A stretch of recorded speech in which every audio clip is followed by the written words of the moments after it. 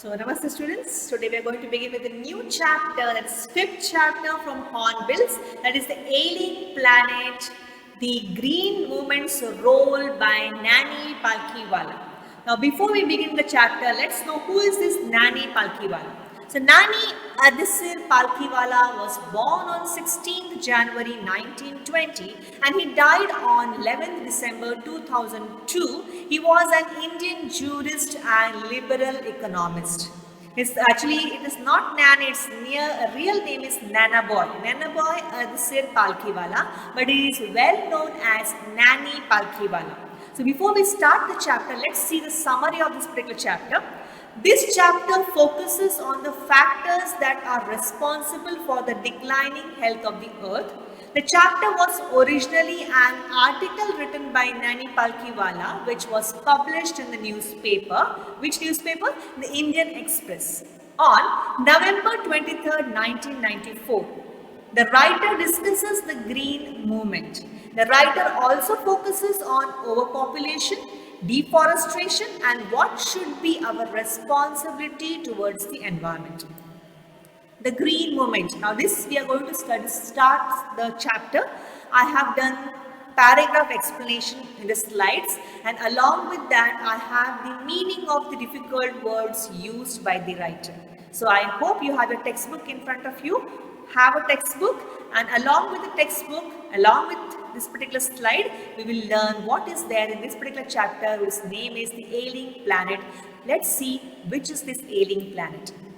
Since some time, our views have shifted from seeing Earth and its resources as irreversible to complete opposite. We now understand that our resources need to conserve for future generations. Copernicus taught mankind how the earth and other planets revolve around the sun, and it was a complete change which evolved man's or human perception. Now the earth is seen as a living organism of which we are an integral part. Earth has its own metabolism and vital needs, which humans should respect and preserve. It's very simple over here. This particular slide explains you, or this particular paragraph if in a textbook, it explains you that since recent past, we have realized that Earth is not a non-living thing. It is not just a planet, dead planet. It is a living thing which is ailing. And we need to preserve the resources so that our future generations are in good, we can say, condition to use it, or the resources are in good conditions to use it. So let's continue. What is that? He further says, I have the meaning of the words over here. Irrevocably is in a way that cannot be changed or reversed. Holistic and ecological view. Holistic view is what? It means a view for the preservation of the environment. It also refers to the understanding of importance of Earth's resources for the use of future generations. Next we have revolutionary. It's nothing else but evolving, a complete change. And last we have metabolic needs, which we have already learned in biology about metabolism. What is that? It is needs of a living organism that enables them to have a chemical process that causes food to be used for growth and energy. Here we have the next paragraph. Earth is now like a patient whose health is declining. We as human beings are now realizing our duty to be good managers of the planet and to be responsible trustees to conserve the environment so that we can pass a legacy to the future generations. Sustainable development was popularized in the year 1987 by the World Commission on Environment and Development. In the reports, sustainable development is termed as a type of development that meets the needs of the present generation without wasting or compromising with natural resources so that future generations can meet their needs. I hope you understand this. I've explained in the previous slide that the present generation, that is We should realize that whatever resources are there on the earth should be used in an economical way, so that how much is required we use it, and the remaining we preserve it for the next generation to use it. So we have these meanings over here. Ethical obligation. Now what is our ethical obligation? When someone is required to do something based on a righteous standards of rule. Preserving the earth, which is now a patient. Preserving the resources which will be useful for the future generation. That is our ethical obligation. Stewards, we are the stewards. Who are stewards? Who manage or to look after. We need to be stewards who looks after the health of our mother earth. Sustainable development. What is sustainable development? Economic development without depletion of natural resources. That is what is sustainable development. Economic development in the sense, of course, we need to have development, but that development should not harm the nature or harm the life of the next generations. We have to think, we have to be economical also, and we have to be reasonable, we have to be rational while using the natural resources around us. So dawn means begin. Catalog is classified or characterized. Reckon is to calculate. Languish is to lose or lack of vitality of a person or plant or animal, grow weak or to reduce. You can say it's reduced. Ignominious darkness, that is disgraced as no one has knowledge about them. These are the words from the textbook. You can just look for these words, write down the meaning in pencil, and once again you can read the chapter. You will understand the chapter very, very well, because we are aware of these things and we are well aware of our responsibilities also. Okay. So next we have, in a cage in a zoo in Lusaka, that is Zambia, there reads a notice: the world's most dangerous animal. And inside the cage is a mirror that depicted that humans are the world's most dangerous animals. With the efforts to new agencies in the world, now humans are seen as the most dangerous animals. They have realized the importance of shifting to a new system based on partnership. Humans share the earth with about 1 million living species according to the classification of scientists. Biologists calculate that there are still millions of other species which are yet not classified due to their weakness or due to lack of knowledge about them. And this is the fact. Just when the findings were done, 1.4 millions of species are sharing this earth along with us. We are not only one animal on this earth, and we have now realized, and it is here the writer is clearly pointing out that in a cage, in a zoo in Lusaka, it is in Zambia, there is one mirror kept in the cage.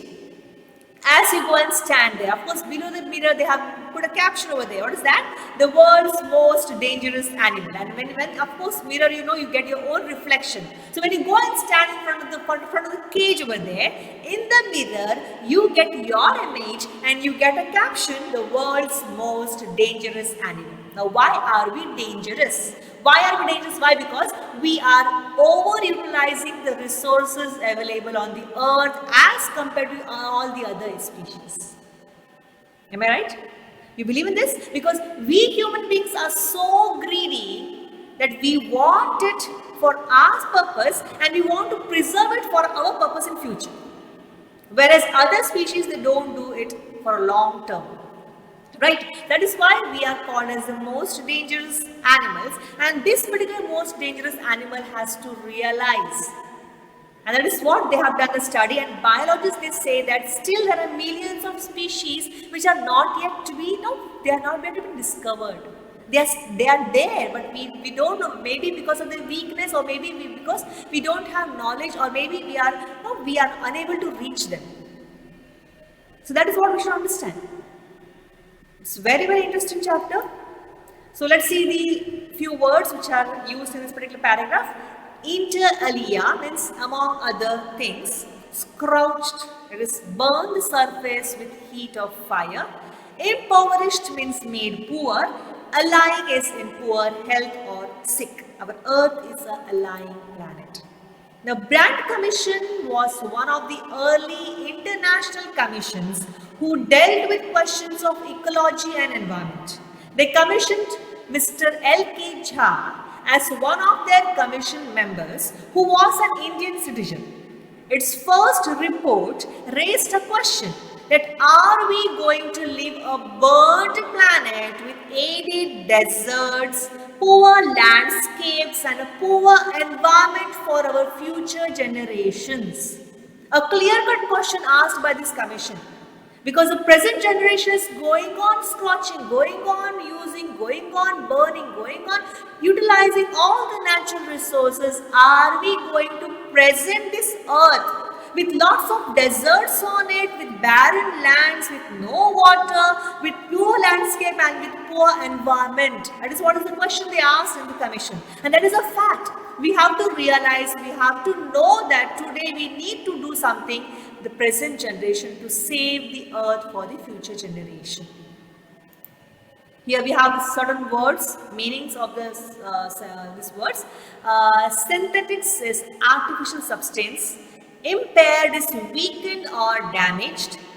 Barren wastelands are nothing else but barely inhabitable piece of land. Deteriorate is become progressively worse or decline. Decimated is to reduce in number. Procure is to obtain with care or effort. So you have to just read the paragraph or write this meaning in the textbook with pencil and you can again reread it. So let's see the next paragraph. There are 4 principal biological systems that form the foundation of the global economic system according to the book by Lester R. Brown. The global economic prospect. Now what are these 4 principal biological systems? One is fisheries, grasslands, forests and croplands. So what it says, these 4 systems provide food and raw material for industry except for minerals and synthetics. Of course, we all know we have this primary sector, we have secondary sector and we have tertiary sector in our business, right? Or in our production process. So primary, these are the primary structure. It is the thing, it is the structure which provides raw materials, it provides food to the remaining. Okay, so these systems have reached an unsustainable point where their productivity has become weak. With this, fisheries will collapse. The forest will slowly disappear.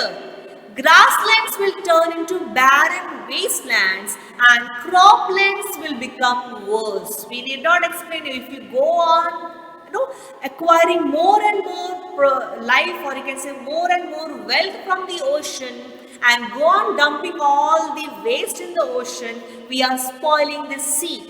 We are spoiling the fisheries. Then we have this next is your grasslands. Grasslands, you can say it's a pasture land for the cattle.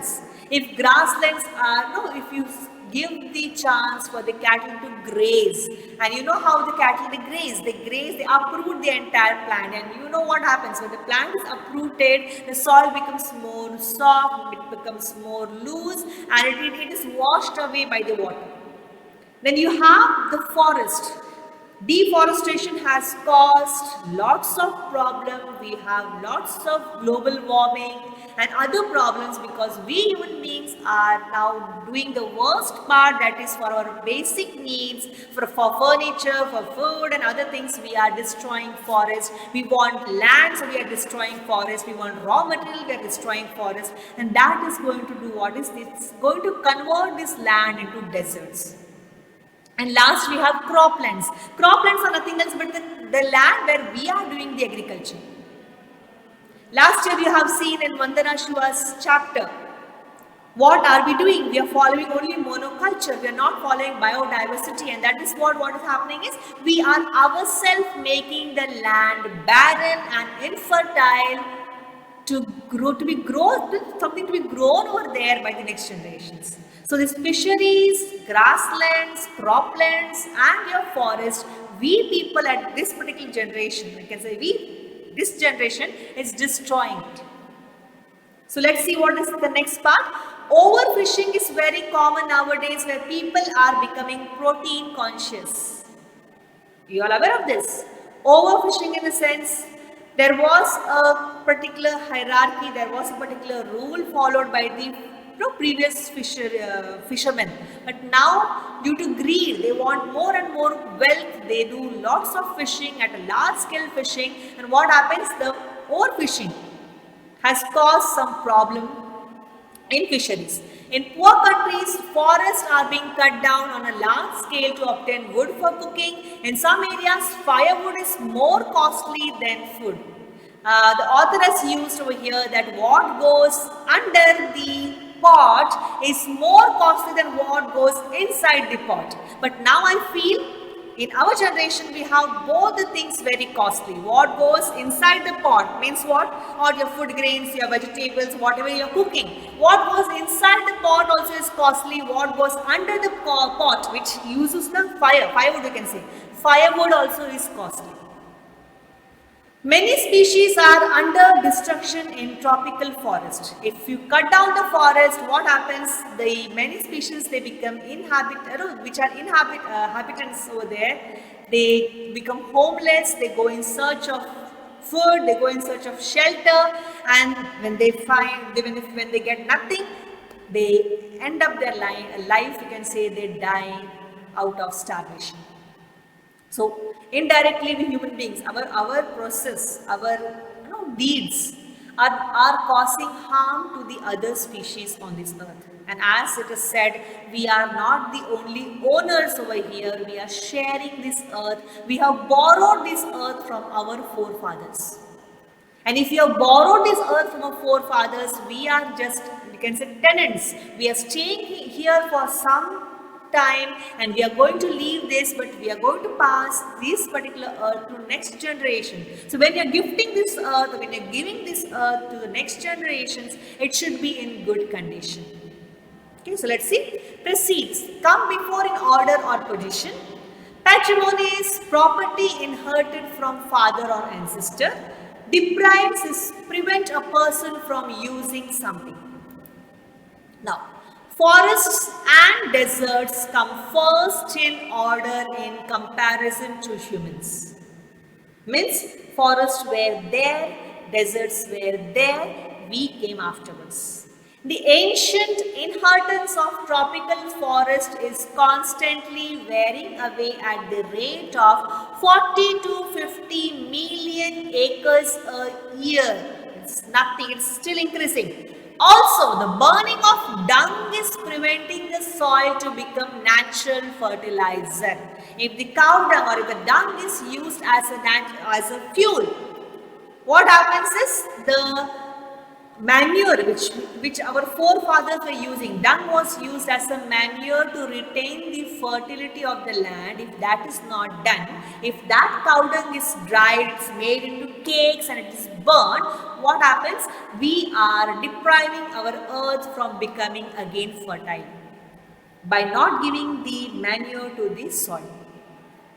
The next is to meet the need for fuel earth demand, there is a need to increase the rate of forest plantation by 5-fold by the year 2000. I don't think it has been fulfilled.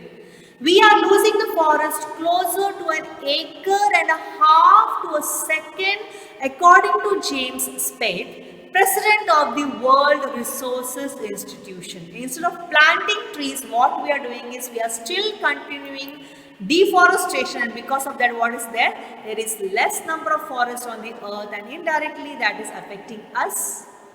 Because our earth is a patient now. If earth is a patient now, indirectly because it's going to affect because we are attached to it, we are connected to it. So let's see the meaning of the words used in the paragraph. Endure is trying hard to achieve something. Anguish is pain or suffering. Casteism is discrimination on the grounds of caste. And catastrophic depletion is a harmful reduction in the number of something. So let's see the next paragraph. According to Article 48A of the Constitution of India, the state should try to protect and improve the environment and must protect the forest and wildlife of the country. That is what is given in the Article of like in the Constitution of India, Article 48A. It says that you have your duty towards protecting the forest and wildlife of the country, but what is happening? But the painful fact is that laws are not followed in India. Here the writer is giving example of casteism. Casteism is there, untouchability is there, bonded labor is there. Though these laws are legally stopped or banned, illegally it is still going on. If casteism, untouchability and bonded labor is still going on, do you think we Indians are following this particular law? Right? That is what he is saying. They are abolished but still are followed shamelessly. Over the last 4 decades, India is losing forest at a harmful rate of 3.7 million acres a year, as per the report of Parliament's Estimates Committee. The large area of forest land is now treeless, and the actual loss is estimated to be 8 times the rate given by the government statistics. You cannot exactly say that it is 3.7, it may be more. More, we can say millions of trees are being cut down, are being smuggled for wealth, are being cut down for one or the other process, and you can just say these people are really mad, or you can say they are ignorant or they are innocent, I don't know what is that. They keep on cutting down the trees, and we need to bring awareness what will cause if the trees are cut down. According to the 3-year study conducted in the United Nations using satellites and aerial photography on environment, has got so bad that in 88 countries it has reached the critical stage. Growth of world population at such a fast rate is one of the strongest reasons behind the deterioration of the future of mankind.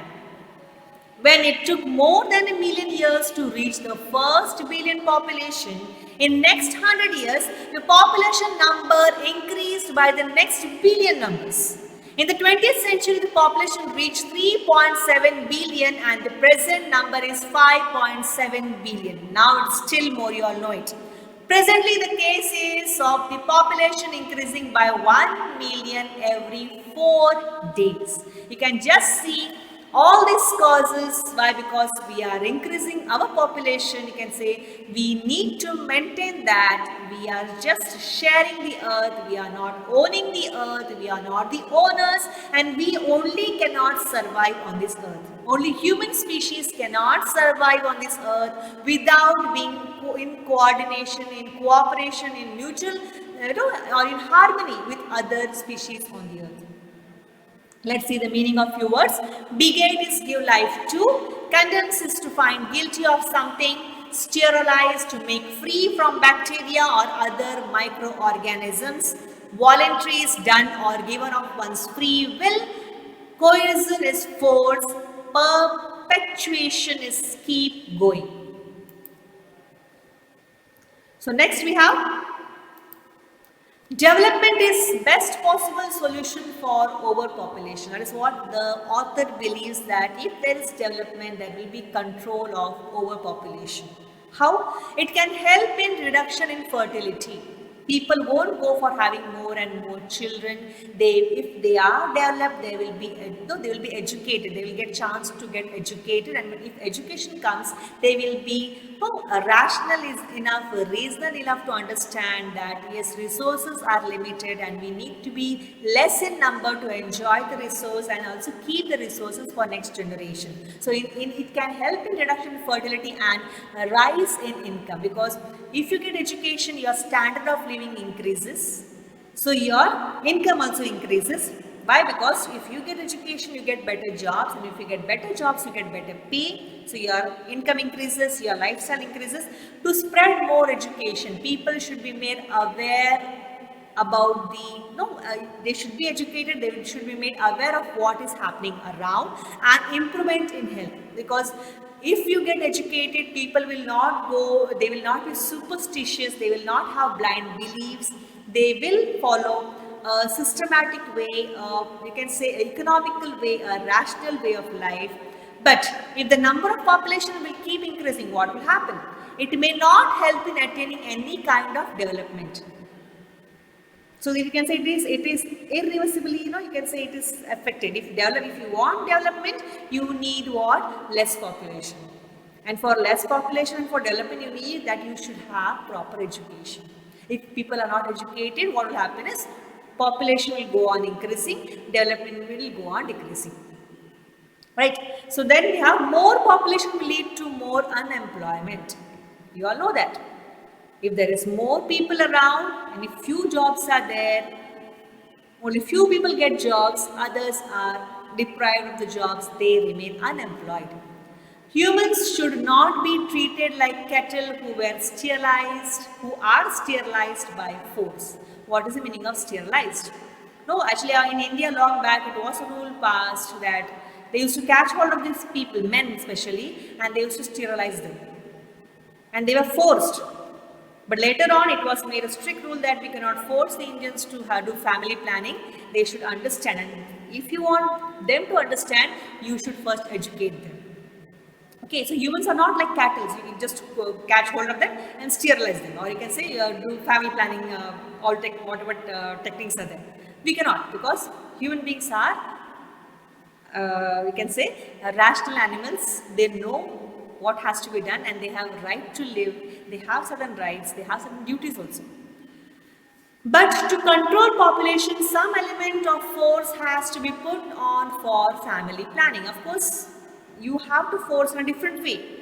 Okay, first of all, to make them understand about family planning, and then in the way you can say decently making them understand and decently forcing them, or you can say influencing them. Now humans have to choose between population control and keeping up with poverty. So if you don't control population, there is a chance that people will become more poor.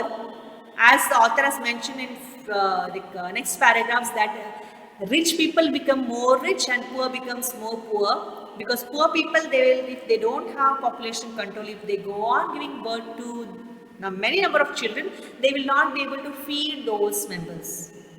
And it will lead to more and more and more poverty.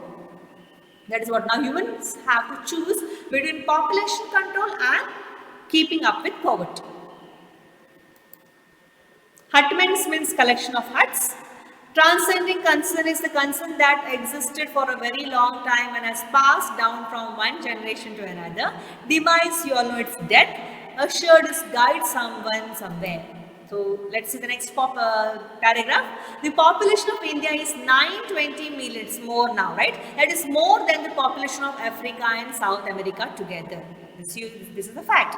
India's population is increasing. India stands to be second in the populated nations, or you can say country. If the population is not controlled, most of the people would die in their huts with just a hope. But with time, people are now concerned about the survival of the planet. We have now started to see our existence with a comprehensive view. Solving environmental problems are a passport to the future and should not be seen as a remark of our death. We should see the world as a whole and not as in different parts. So it is not only that only few nations are concerned about conserving the earth. Entirely we should come together, we should cooperate, there should be mutual understanding of preserving this ailing planet, that is earth. It should be seen that this earth is meant for our benefit only, but it should not be overused, it should not be exploited to the extent that if it is harm, it is going to harm us.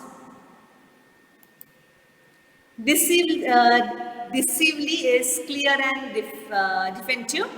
Fallacious is well chosen. Freehold is permanent tenure of land or property. Tenancy is possession of the land. In the era of responsibility towards the environment, industry plays an important role. Chairman of DuPont, Mr. Edgar S. Woolrad, declared himself as Chief Environmental Officer, CEO. He is not saying that I am the Chief Executive Officer. He says that I am Chief Environmental Officer, and such attitude in other businessmen can have a great effect on the transformation. If everyone thinks of it, that they are the CEO, that is what Chief Environmental Officer. If they think, if each and every businessman, if each and every CEO thinks that he is not Chief Executive Officer but Chief Environmental Officer, what will happen? Earth will be saved, because each businessman will see that he is not exploiting the earth for his own profit. He is economically using, he is environmentally, we can say, planning that the earth is not harmed when he extracts the raw materials from the earth. When Margaret Thatcher was a prime minister, her one statement, which was so well chosen, she said that no human on this earth holds a permanent tenure. As I told you, we are not the permanent members on this earth. We all have life possession and a full repairing lease. According to Mr. Lester Brown, we have borrowed the earth from our children. This is a very, very important line to know, to understand, to note it down, and to keep in our minds now and then, that we have not borrowed the earth from the forefathers, but we have borrowed the earth from the next generation. Why? Because this earth, we are not the owner. This earth, we are just tenants. And if we want this, of course, we had past generations, at present we are staying, and we have next generations, upcoming generations, which are going to come and stay on this earth. So we have borrowed the earth, and when you have borrowed something from the other, we cannot harm that thing. We have to give it as it was borrowed from them. So as he points out, we should not forget that we have borrowed in lease, you can say, the earth from the next generation. And we should remember that we are the stewards. We should take care of this earth, because earth is our mother. It was completely, you can say, we have exploited, we have digged out her entrance for mines and for gold and for metals and non-metals. We have literally, you can say, destroyed our earth for our like Mahatma Gandhi say, there is earth provides for everyone's need, not for everyone's greed. This particular chapter, actually, in detail if you read, we all know this point. We all know that we should save earth, but we don't take even a single step ahead to start preserving, to start conserving, to start saving our earth. We think that, okay, I'll start tomorrow. Let's begin now. There are small things which you can do.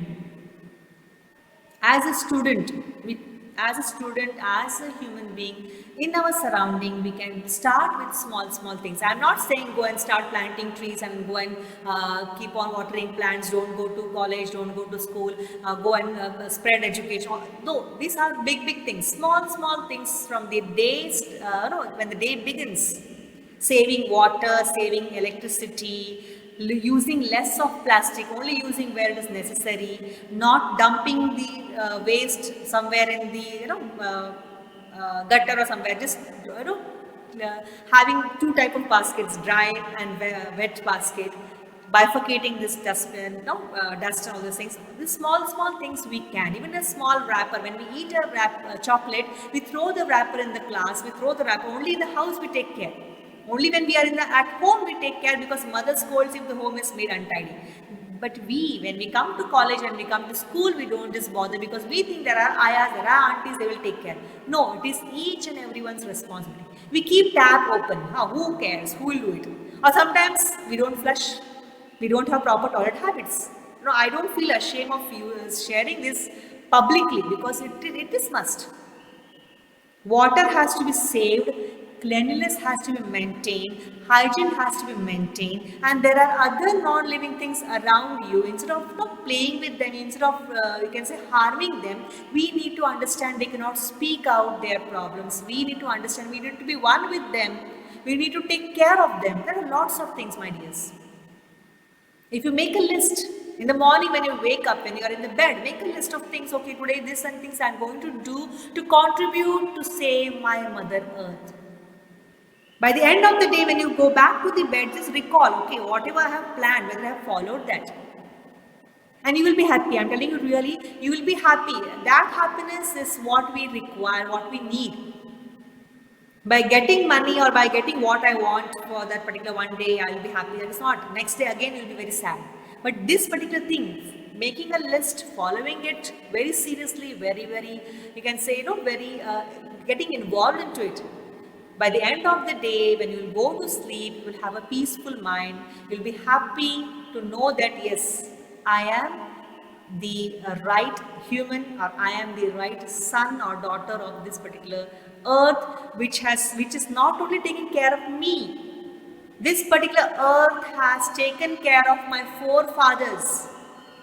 She has provided to my forefathers, she has provided to my father's generation, and now today she is providing it to me, and I should keep this particular mother safe so that she provides to next generations.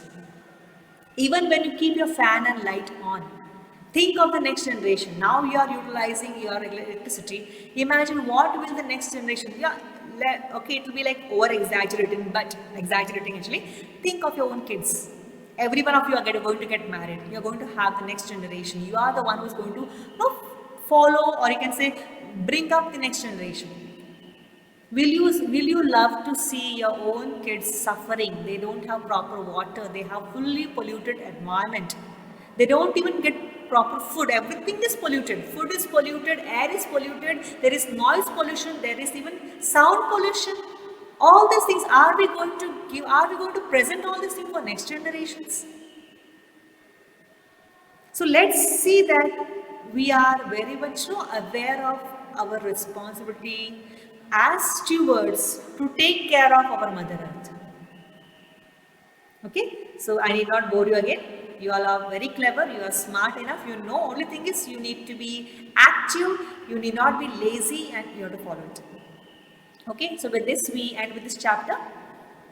Take care, be environmentalist, take care of our nature, take care of our Mother Earth. Thank you very much. See you in the next class. Thank you.